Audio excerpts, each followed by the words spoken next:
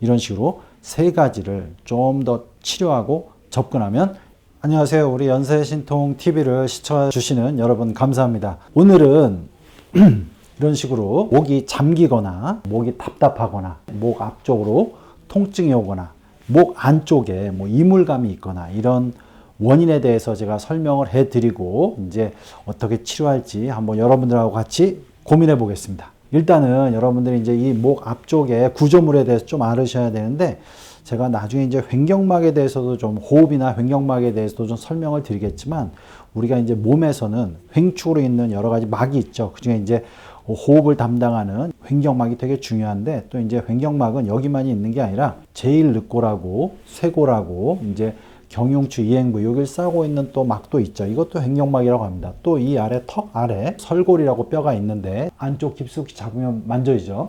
이쪽에 싸고 있는 턱 아래 근육의 막도 일종의 횡격막입니다. 이 횡축이 있는 막은 우리 몸에서 되게 중요해요. 우리 몸이 옆으로 퍼지는 것도 막아주지만 위하고 아래에 분액을 주고 기능적으로 나눠주고 구조물을 안정화시키는 데 되게 중요한 역할을 합니다.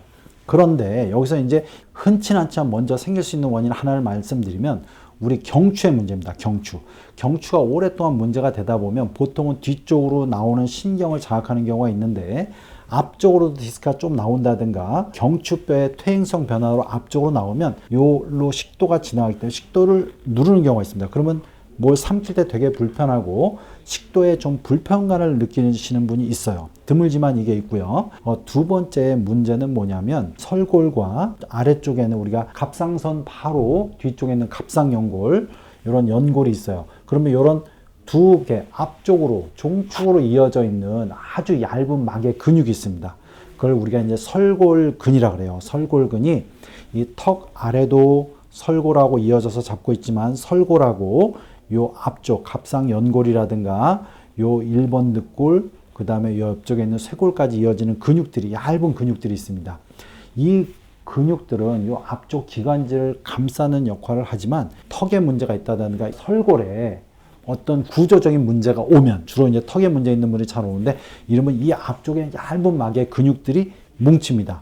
그러면 그렇게 뭉치면 대다수가 이 목 앞쪽에 미세하게 답답하고 뻐근하고 뭔가 이제 이물감도 좀 있고 이 앞쪽이 답답해서 만지게 되고 이런 느낌이 생기는 경우가 있겠죠. 이런 경우는 턱의 문제라든가 1번 늑골 이게 위로 이렇게 올라간 경우하고 연관이 많아요. 그러면 이제 자세라든가 이런 목이라든가 턱 주위의 근육을 같이 풀어주는 이런 방법이 있습니다. 그래서 이제 보통 여러분들이 설골을 이렇게 만지면 안쪽에 뼈를 만지면 좌우로 이렇게 해볼 때 조금 더 텐션이 많이 좀 긴장감이 많으면 그쪽으로 이렇게 스트레칭 해주는 방법도 있고 오일 같은 걸 발라서 앞쪽 목을 아래로 쭉 이렇게 미는 형식으로 계속 이 근육을 풀어주는 형식으로 또 풀어주는 것도 되게 도움이 됩니다. 근데 또 1번 늑골이 이렇게 올라가면 문제가 되는데 이런 거는 좀 이제 도수치료나 이런 걸 이용해서 좀 치료하는 게 효과적이고 여러분들이 이런 부분을 좀 해결한다면 언제나 어깨를 좀 낮추는 고개는 똑바로 하지만 어깨는 좀 낮추고 이렇게 어깨가 언제나 올라가는 작업을 줄이는 게 되게 중요합니다. 마지막으로 이게 되게 중요한 부분 중에 하나인데 상당수는 식도가 위로 올라가는 경우입니다. 식도가 위로 올라가면 약간 역류성 식도염이 잘 생기는데 역류성 식도염이라는 거는 내과적인 진단명이지만 실질적으로는 이 식도는 요 아래 위까지 연결돼 있죠. 그래서 이제 횡격막을 뚫고 위랑 연결되는데 횡격막이 기능을 잘 못해서 아래쪽으로 쭉 내려오는 게 숨 쉴 때 내려오는 이런 기능을 못하고 식도하고 위하고 연결된 사이에 이런 근육의 기능이 떨어지면 우리가 복식호흡을 하면 이런 근육의 기능이 좋아지는데 이게 기능이 떨어지면 식도를 아래로 못 잡아주기 때문에 이게 좀 올라갑니다. 그럼 식도가 올라가면 이렇게 쭉 따라서 여기까지 같이 식도가 올라가겠죠.